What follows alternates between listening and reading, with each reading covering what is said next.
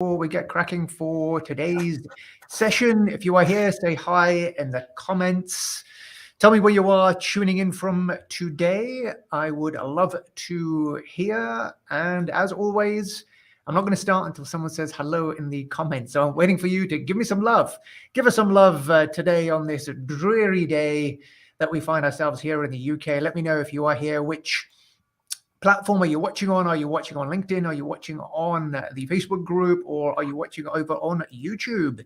Let me know where you are. And if you are in the Facebook group, then do click the link up above so I can see who you are. Otherwise, I might have to call you Facebook user when calling you out. So let me know who is here before we get cracking on today's session, which is going to be a good one. I have a feeling it will be a good one, given the title, From Zero to 500K with Stuart Hurst. No doubt you want to know about Stuart's journey, but I'm not going to get started until we see someone say hello. Thank you, Arun, for kicking us off from LinkedIn. So Arun is here. Hello to you. Who else do we have? We have Cassie is here as well. So good day to you. Who else is here? Say hello in the comments and we will get cracking. Aaron is watching on LinkedIn. Fantastic. So in the usual way, these sessions are, you can add any questions that you want. We are live. So you can put your questions in the comments and I will put them to Stuart as I go through the next 30 to 45 minutes or so to find out about Stuart's awesome journey. Okay, so I can see that some of you have said hello. Hey there, Mel. Good to see you here. And that Facebook user, I believe, was Beatrice, because I've got Facebook on my screen now. So, okay, let me now formally welcome my guest. Hello, Stuart. How are you doing today? Hello, fabulous. All the more fabulous for being here today. Fantastic.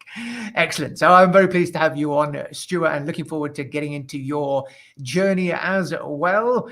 So let's kick off. We've got a few people here, and if you've missed the beginning, you can always rewind, watch on replay, etc. So let's get started from the beginning of your journey, Stuart. What's kind of prompted you to go into accountancy in the first place? Kick us off with that, and we'll take it. God, I did it as a degree and thought it was boring and it was rubbish, and I never would touch it again.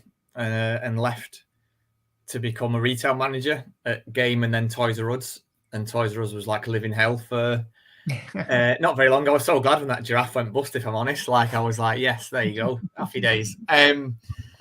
But during that time, it was very stressful trying to manage predominantly 90 teenagers that didn't want to be there, really, with a bunch of other managers that were all at each other's throats. It was horrible. And I just thought, you know what, I should use my brain a bit more again, really. I was quite clever. I was mathematically, logically, always dead strong in school, and thought, you know what, I'll try and get back into it. And applied for a variety of accounting and banking jobs, and off I went. And it was, obviously, as most accountants on here and know, hopefully, it's so different from the textbooks. I learned more in the first week at my accountancy job than I did at 3 years studying what a debit and a credit was and all the joys. So that's where it started. Yeah. 17 years ago now. 17 years ago. How time flies, eh, when you're having fun. Indeed.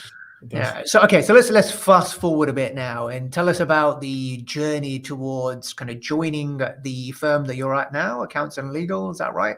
So presumably you were working for a big firm. I think I remember. Was it UHY? Yeah, UHY. Yeah. So I'll take a quick step back. Yeah, something of a story, but yeah, I did it for 8 years at a small village practice. Went to Xerocon, life changed forever. Oh my God, this is amazing. Digitalized that portfolio. UHY approached me to run their cloud offering, if you like. Promised a dream. Said, yeah, you're going to run the cloud department. It turned out when I got there was 6 clients and 1 bookkeeper there. That was the cloud team when we started. A little bit oversold, but it was great. 3 fantastic years. I absolutely loved it. Grew it really quick. And then spread from running Manchester to the 23 offices, oversaw the cloud offering across all UHY and indeed even parts of Europe and beyond, which was very go-getting and very nice. And I loved it and enjoyed it and learned a lot. But ultimately, the direction that I wanted to go in was helping small business owners rather than, obviously they look after some huge audits, multinationals, and even the style, I could never get away with wearing this even on a web podcast, whatever you want to call it. There it was very, very different. So I went to A&L on the basis that they did exist. So the 0 to 100, the 0 to 500,000, whatever, they do exist as such, but they were a very different entity and work in a very different way before I arrived. So they had a London offering, if you Google cheap London accountant, they came top. That was the vibe that they were going for at the time. And ultimately it was to give me free rein to like, look, we like what you do. We've heard about you. We like the LinkedIn was where it came from mostly. Open Manchester, raise the roof, do it your way, go for it. And then kind of see what happens from there, really. So the 0 to $500,000 bit is, in some ways it's an advantage. I say in some ways it was a disadvantage of like being connected to A&L in a crazy way, because we had a cheap name rather than the name I wanted, the regular service. And I was bound in some ways, like accounting manager was the practice software that we used. So, and it's okay, but we didn't use it great. So I was stuck with some decisions. But yeah, it was just me. My only other caveat was I started with Darcy, who I'd worked with at UHY, and I'll probably touch on it later. Like we're as a combo, we like chalk and cheese, like we are opposites to each other in the way we work, the way we see things, and the way we do things. But it was ultimately us two that started on that fee at zero, and have driven it to $500,000. So A&L as a whole has done an increased turnover by £1 million if you took the other offices in the last 18 months.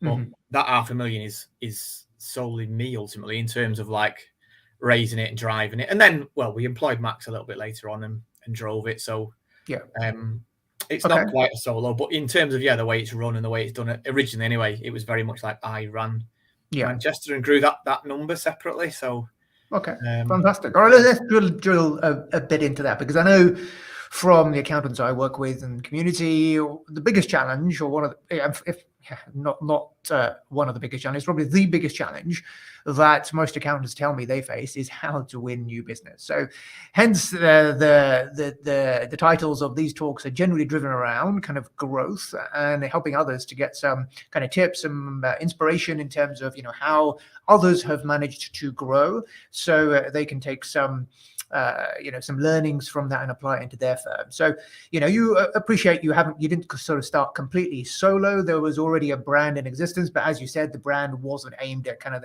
the typical kind of clients you were going for anyway. So it's not as if you were leveraging the brand in any way. You had to kind of create your own brand, as it were, and attract business in your own right. So how did you go about doing that from a standing start to getting to $500,000? What were kind of some of the things that you practically did to win the kind of business that you did, and what kind of business were you getting? Because if it serves me rightly, it'd be good to kind of understand, the average fees you were getting. And I know from seeing what you've done, it's more about kind of dealing with bigger businesses. So how did you go about from 0 to 500K, some of the first things that you did?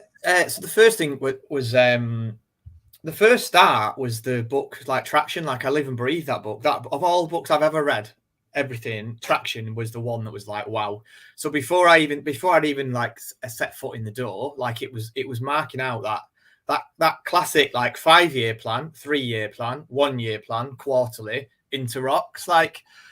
That really works. Like when we look at the numbers now for year 3 for Manchester, it's scary, like how nailed on like that has been. And things have changed along the way, and my role even has. But in terms of starting, like, if you don't know where the destination is, then you've got no hope. And too many people just randomly turn up to networking events or post some blog on LinkedIn or don't even know what their uniques are. So like there's 2 key pages in Traction that talks about like the vision, like what is it? One line that sums up. And I mean, I'm a big Simon Sinek fan. It brings into that infinite game and that agenda that's more than making money or more than a real just cause. And like it's really hard. And it took a good few iterations and a good few arguments with Darcy, truth be told, of like nailing what that every word meant something in that just cause of what that was.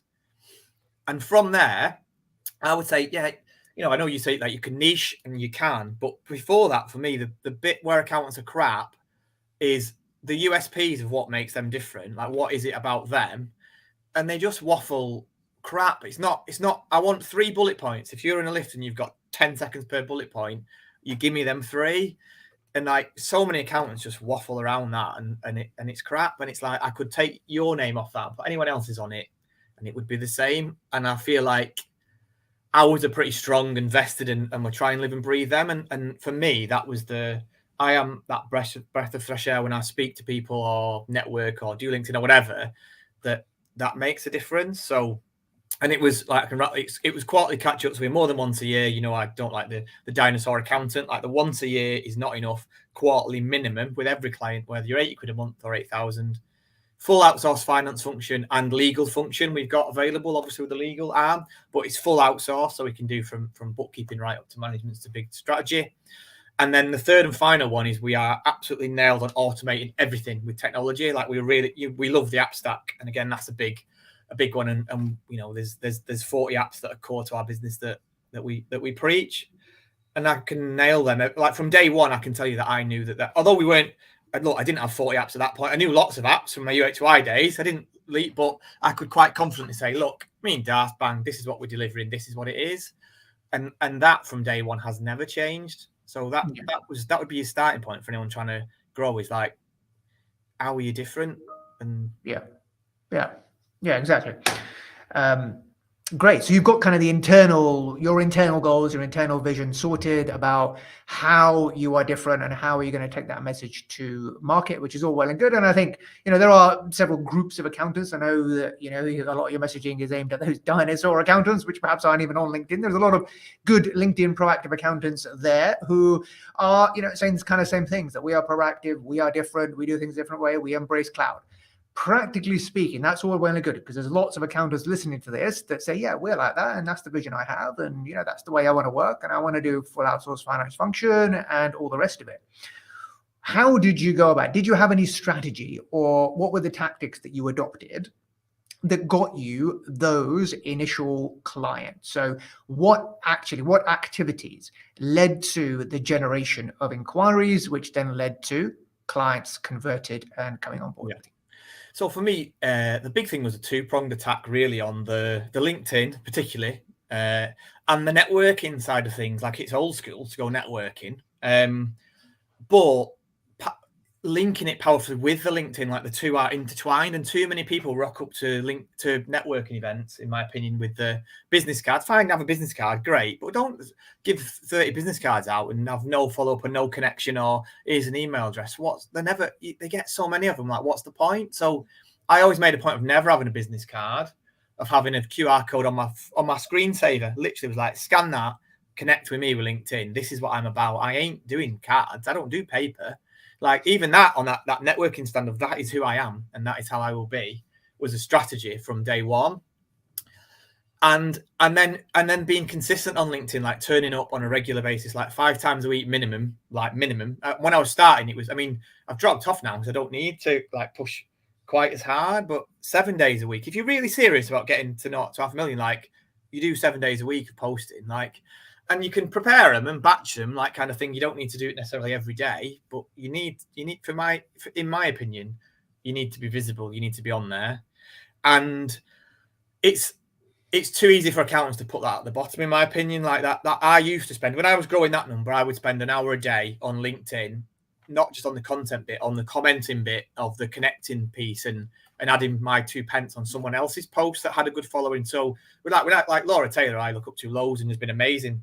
I was 100% sure whenever she posted anything 2.5 years ago, if it was juicy, I was commenting on it as well, because I want to get into that scene. And they're the kind of clients, she looked after some big clients. Well, I want a piece of that, and I want people to associate that with me and people you've looked at that are similar.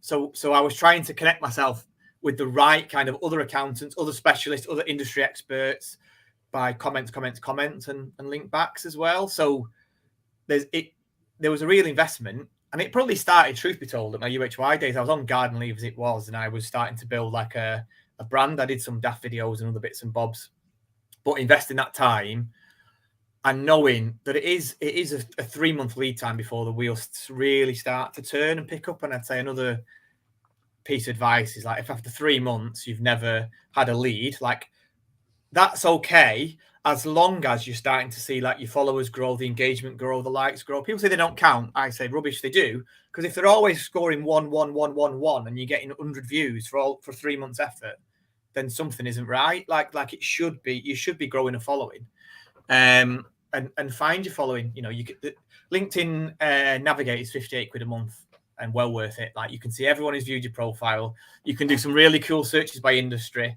It can alarm you. It used to alert me when, like, we went after the marketing companies, digital agencies.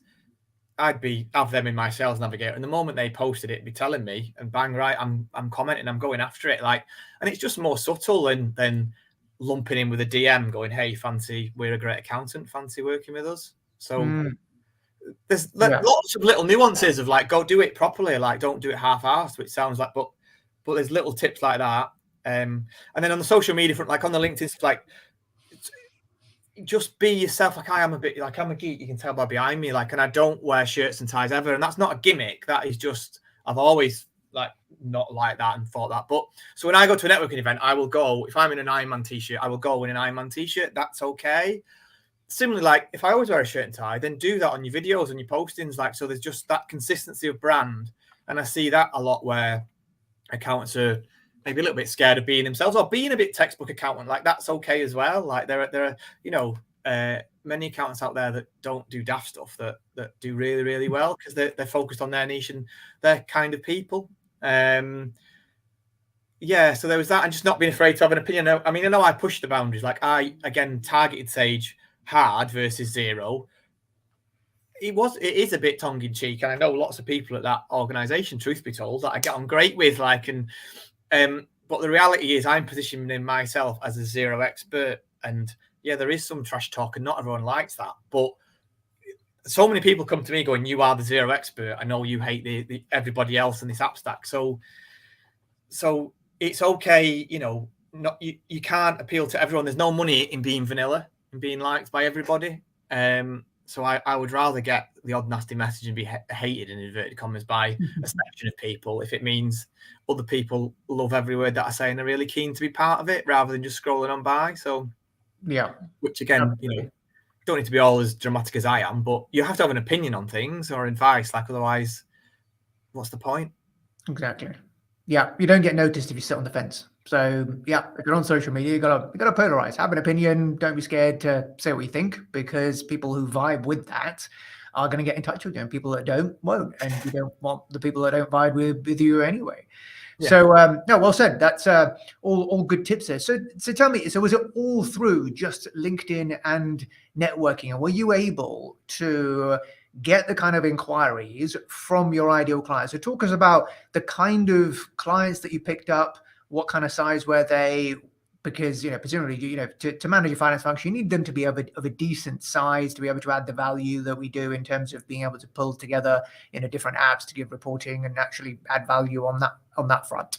Were you getting those kind of juicy clients just through your LinkedIn and networking activity? Yeah, I mean, generally LinkedIn was where the juiciest came from. The average value was anywhere from 500 quid a month at the lower end to like $1.5 grand, $2 grand at the high end in terms of like where they would come in, generally speaking. That to give you an idea of like kind of what they were at and where they're at generally. Probably around the £1,000 mark generally from LinkedIn. The networking ones tended to be the lower end, the cheaper ones where they'd be 200, 300 quid a month potentially coming in, but wanting to get involved. And certainly early doors, I was more anything and everything. Like we had some like 100 quid a month, and it was like, do you know what? Yeah, we've got capacity. Das did most of the work. Yeah, sound like we'll take it on. But I think it's surprising. I think the proposal area is where a lot of accountants fall down. Like I know, Go Proposal and Practice Ignition are two fantastic pieces of software, and we use Go Proposal.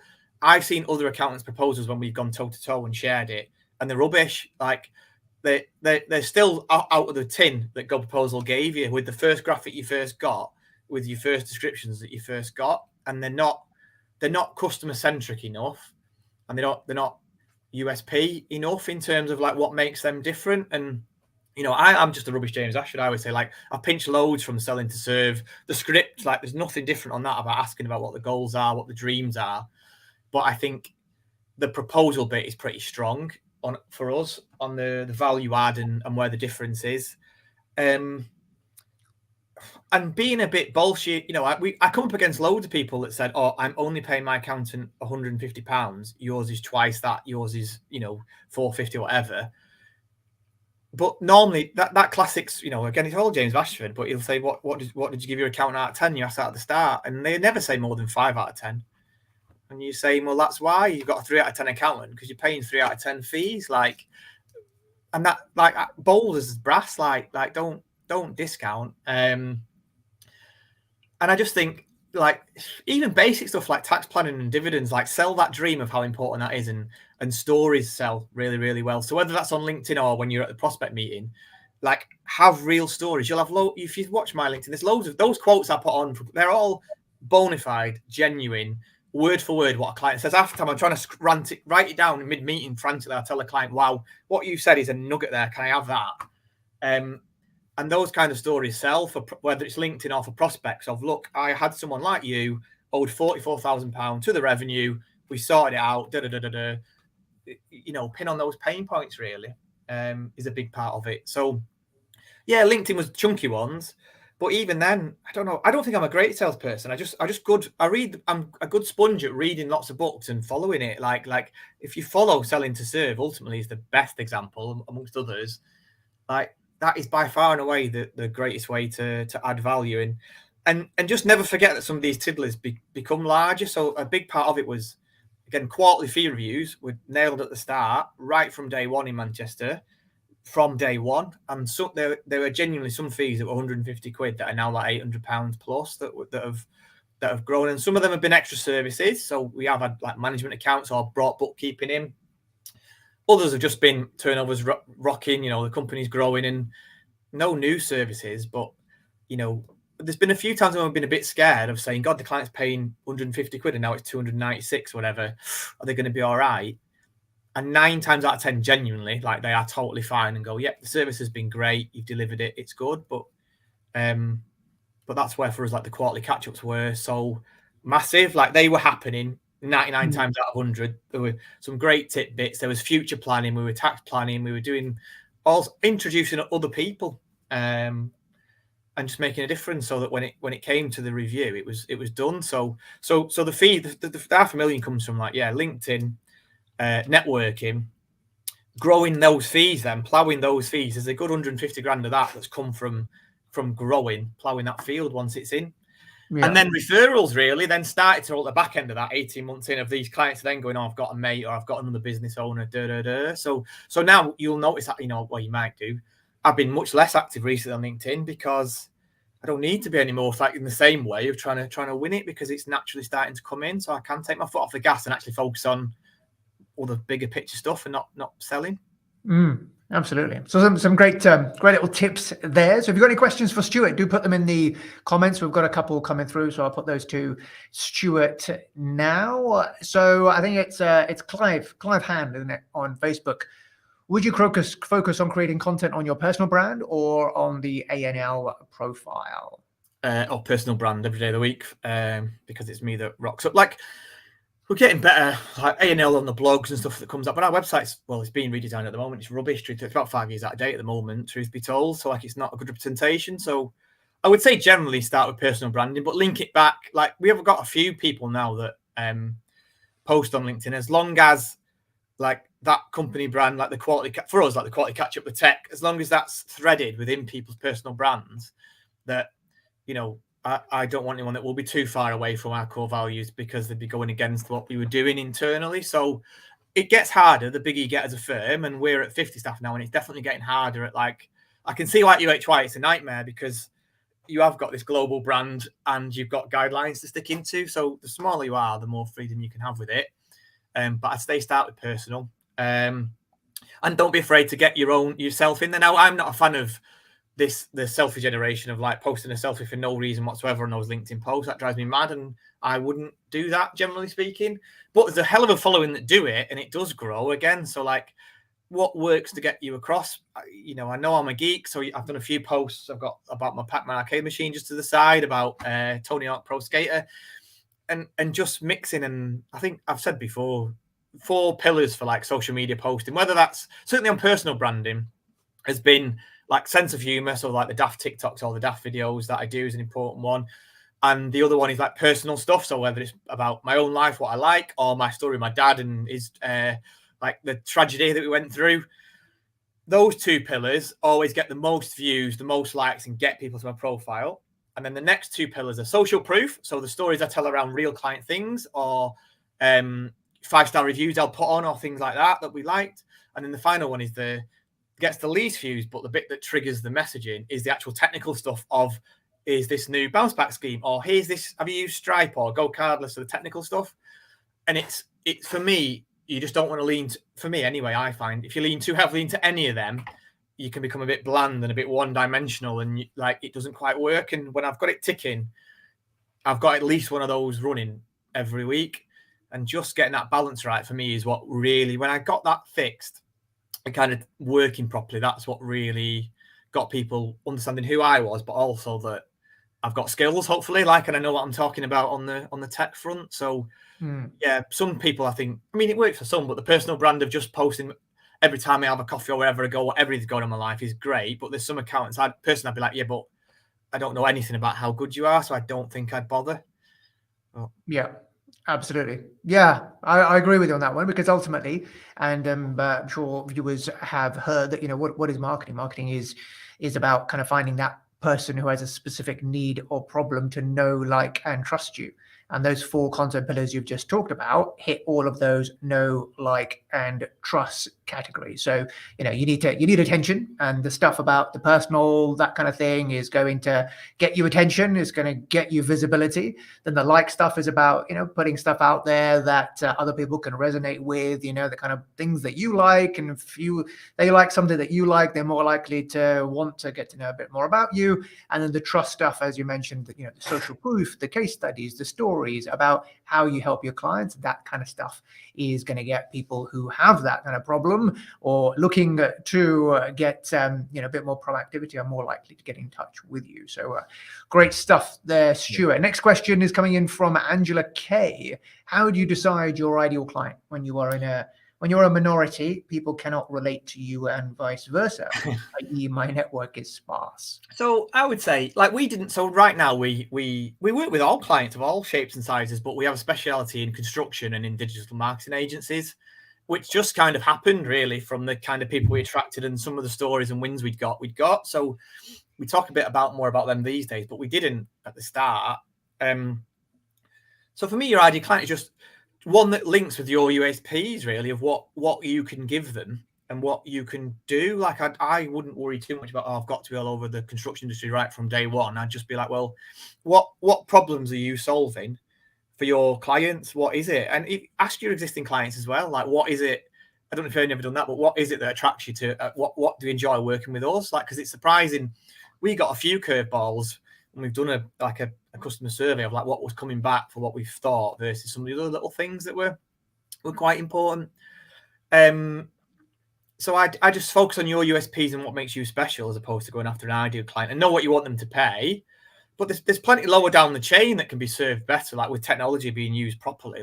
We've got clients at 150 quid a month that we see 4 times a year comfortably and make money on. It's just automating the hell out of stuff, and none of they're fairly small and basic. And the other thing on your network being sparse, that is another trick that I've got to mention is, when you go to a networking group, particularly if you've got something where you go in regularly, so the BNIs, the B4Bs, the Real Fives, the regular ones, one of the best way to make waves is to refer other people into that group. And too many accountants, generally, certainly a place I've worked before, they'll network with people, and then we have these catch-ups with our clients. And if I'll ask them, what is there anything I can do for you? I always end the meeting with, is there anything I can do for you beyond the world of accounting? Is there anything that you need in your life right now that if I could wave magic wand, I could get for you? And sometimes it's been easy stuff like obvious stuff like trademark help for new companies, and I've got someone in a networking group that does that. Sometimes they might have their house redone and they need a new carpet. Well, do you know what? I've got a client that does carpets. I'll introduce you. And for me, you can. So many companies are missing a trick of the cross referral, not just from their client base to client base, but from networking groups, and really going at it and getting a set of preferred suppliers, if you like, that you can cross network. Because as soon as you start doing that, we hit that really hard, and they were like, oh my God, I've never seen an accountant sending so much work and all these things coming out. And we were just doing our job, having catch-ups, and clients were happy, referral contacts were happy, networking contacts were happy. And then they were super keen to send us more work. And we ended up winning quite a few of them as clients, which was never the intention, but they kind of saw what they were missing. So if your network's sparse, get out there and network, grow it. There's tons of networking events, both online and face to face, really. So get out there, get on there, and get get following up, get them all on LinkedIn so they're seeing your stuff, they're connected with you, and the next time they see, the amount of people that saw me and went, oh, I hope Heather's all right with the heart operation. I'm like, I don't even know who you are, but you know that, like, yeah, what I'm going through and where it's up to and stuff. So it all becomes a togetherness. The other thing, last thing on it, accountability piece. Every Friday, 3:00, me and Darcy would sit down and we had a scoring where we had targets for how many LinkedIn posts have we done, how many views have we got, how many networking events have we gone, how many one-to-ones off those networking events have we done, how many website views have we had, how many blogs have we written that week. There were a couple of other bits and pieces, but every week, how many proposals we sent out, like how many have been followed up. And we were religious at the start, 3:00 every time, Friday, set the goals. And if we dropped them, it was like there and then, right, come on, book a meeting in for next week. Let's do it now. Let's get something to catch up with someone for the week after. And being really disciplined on making that the most important thing for growing our business. Because it's too easy to go, oh, yeah, well, we're busy this week. Oh, we can't fit that in. And we like Fridays because it was end of day, end of afternoon. Most clients weren't kind of chasing last thing on a Friday afternoon. And it set us up for the rest of the next week for like, right, we're going to nail them targets. And it was very, very rare we'd have 2 weeks of not hitting the targets. So yeah, that was, again, it's less as important now because it's kind of like growing more naturally with the referrals and stuff. But that was massive at the start. Yeah, absolutely. I can see why that worked for you then, because you were so disciplined and actually taking the actions that were going to get you closer to your goals. It's all well and good at this, this time of the year. Particularly, people are setting goals about where they want to be at the end of the year. But if you don't have a plan to hit your goals, then it's just a pipe dream. So the plan is, what are the actions that you're going to take? What are the daily habits that you're going to implement every single day to make sure that you set yourself up for, for success, for the best possible chance of achieving success in where you want to get to. So great tips there, Stuart. So let's move on slightly and come away slightly from the winning clients bit. And presumably with all this growth, and if you had that autonomy over the Manchester office, the next big challenge that I hear from accountants is recruitment. How do we attract talent? It's so hard to get people. So tell me about that. Tell me about how did you grow? I mean, presumably 50 is overall in the overall company, but you probably have some staff within the Manchester office. How and when did you start recruiting, and what kind of setup do you have to talk us a bit through on the operations? Yeah. So the one mistake we made, if I could go back in time, it would be document more. Certainly what was in Darcy's head, right, on day one. Like that got harder and scaled. So yeah, definitely. In terms of hiring, again, I sound like a broken record, but like LinkedIn and TikTok has been a great source of finding staff that are on my vibe, that know what I want, that come to me. Like, one of our a couple came direct that were just literally messages, almost not quite begging, but also almost like, if there is a vacancy, like I want it, like, and even vacancies we'd posted up then on the website and on LinkedIn. If people weren't quite the right qualification, they were still messaging going, oh, is there anything else, or can I fit into that mold that way? So it's not all been easy. Like I'm not going to lie. Like it's still hard for us. Like it's not like I've got people coming out left, right, and centre. Well, that definitely helped, having that presence. I think being clear on your job description of what it is you want the person to do and how much you're going to pay them. Like there's this fear about, I can't put a salary on it because I don't get it. Like, why would you not put a salary on it? Because what, you're scared of someone else in your organization finding out? In which case, what are you doing with them? They're probably underpaid or not right. Like, why are you trying to con your own employees? So, for me, transparency on of what they're getting and what it looks like is really important. And certainly, whenever I've looked at jobs, if the salary's not been there, what is the point in me wasting my time filling stuff in? If I could be £20,000 out from where I think it needs to be. So that's a big part of it. And again, using the network. So look, a few people from UHY came over the course of we've got about 20 staff now in Manchester and Liverpool now office, which is open. There's about 20 staff up north, 25. Some of them, handful of them came from people that I knew at UHY as well. So having that network of history, if you've got people that you know that do a good job, then after confidence is sorted, then they're an easy place to go. But also at networking events and in your groups, WhatsApp groups for, like I say, in these networking events, put it out there that you're looking to hire an accountant and let them do the work for you. Because even if they can't send you work directly, we had a few people that knew people that were doing their AAT that were like, oh, that weren't on LinkedIn, or they found me from Facebook, actually, on my Facebook, of like, oh, here's this guy's profile. Like, I know you're looking for a job, get involved. So share it with like any business, and even your clients, like let them know life is good, you're growing. Like, do you know anyone that wants a job in finance? Because that's one of the easiest ways for them to repay like the favors sometimes if they can't send you work necessarily.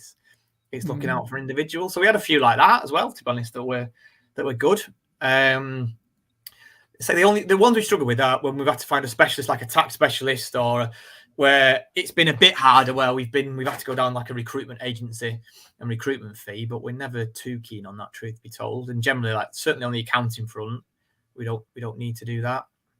Trying to think if there's anything else really that the other one is like we do push the staff in terms of like the promotions. Like, there are some that are not qualified that have progressed really well, though, managing and are doing a fantastic job, that they're some of the best people I've worked with. And we're like, do you know what? Yeah, let's give them the promotion. Let's give them the pay rise, and then hire more junior. Because I think everyone probably finds that it's easier the lower you hire in, the easier it is to find. Like finding graduates is relatively straightforward. That's, I would say, if you're struggling there, you're probably really struggling. There's something wrong in the messaging, like kind of thing, if you can't find a graduate. Yeah, exactly. All good tips there. And as I say as well, in terms of, we have like we market to prospective clients with what our value proposition is. We need to do the same thing to attract the best caliber of talent into our firm. So they kind of go hand in hand by, actually getting out there on things like social media and saying what you're all about. And, the way you attract clients to your personal brand, you will attract potential employees to it as well. Yeah. And I think the other one, last thing on that, there has been multiple times where we've been so confident from that interview, like me and Darth had been messaging on the chat and going, we'll offer you the job. Like, they play this game of like, oh, certainty, let me go back and think about it, and I'll write a contract and I'll offer you in a week. And they had several interviews, but we were often the only one that said there and then, do you know what? Yeah, we like what we see. Here you go. We'll offer you right now. I don't need to decide right now, but we're so confident, like, we'll do it now. And some people, it was great for us. Other accountants were spending a week, 2 weeks of like dilly-dallying, and they just felt less cared about and less important, I would say. So I think we got the jump on a few people just by being quick and saying it in the interview. Absolutely. Good stuff.